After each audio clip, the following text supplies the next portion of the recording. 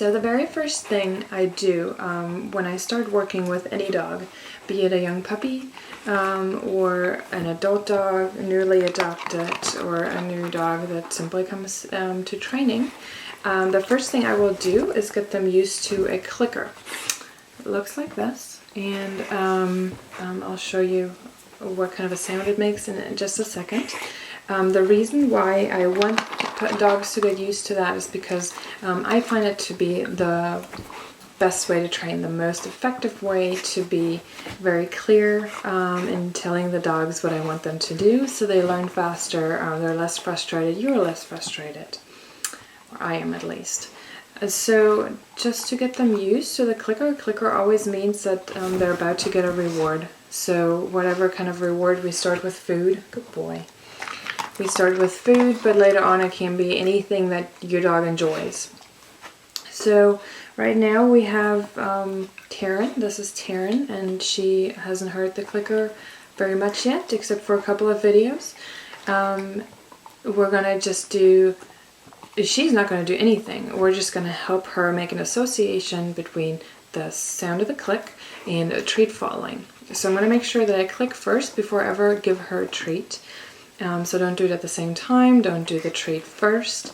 The click is supposed to announce the treat coming, but it will also tell the dog that the movement, behavior they've done in the second that, or split second, that they heard the click, that is what they're getting the reward for.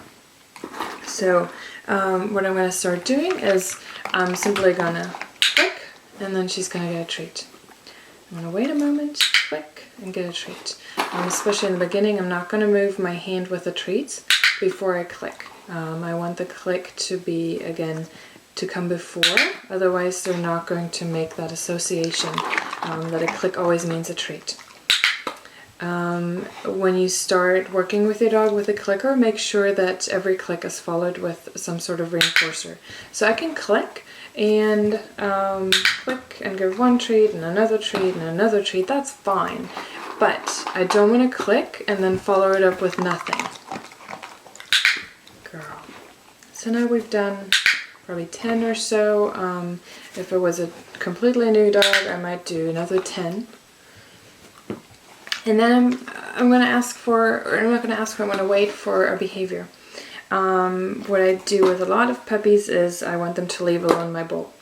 She's already learned that for another video, so this is not completely new to her, and she's not mugging me anymore, but she did that in the very beginning.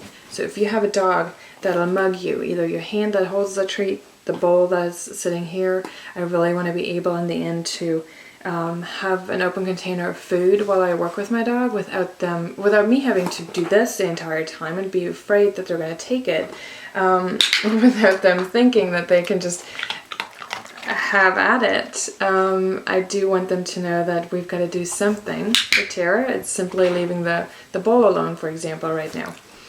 Later on there's going to be more stuff to do. And once you've gone through these steps, you're ready to reward the behaviors that you'd like to teach.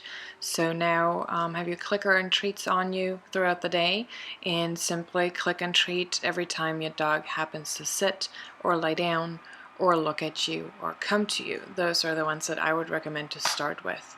And then we will see you in class for more.